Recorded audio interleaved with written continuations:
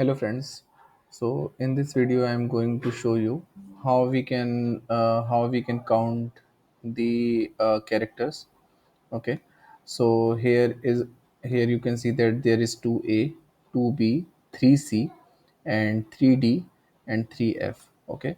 So this is the interview question that so many company asked uh, uh, while during the interview to me.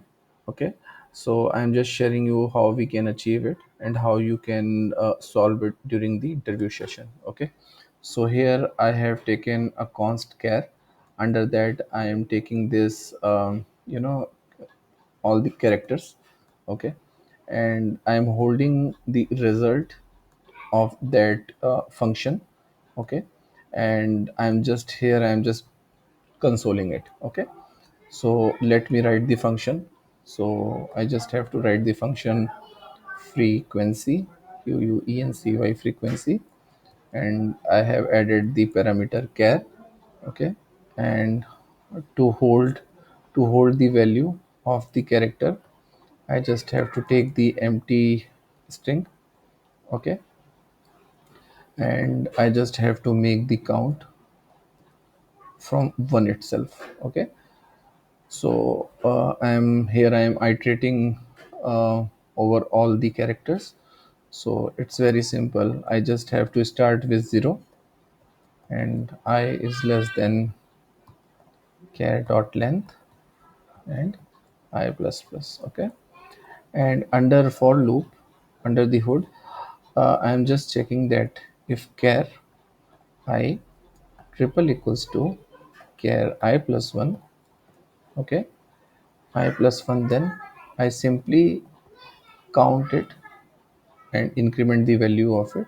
Okay, else what I have to do, I just have to add the count, add in the output itself along with count and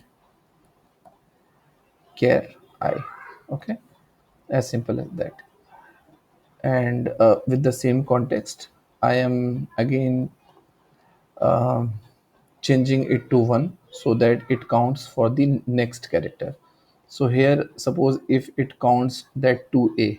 Okay, so it is very necessary to reinitialize it with 1 itself so that it clearly or correctly count the 2B also. And if the 2B is done, then it again reinitialized with 1 so that it counts 3C. Okay, so after that I just have to make the return of that output. Okay, so here it is, the code.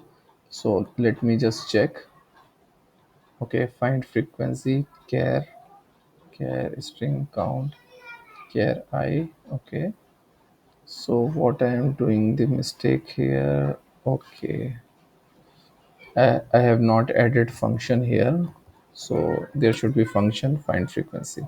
Okay, let me run again. Okay, so here you can see that there will be 2A, 2B, 3C, 3D and 3F.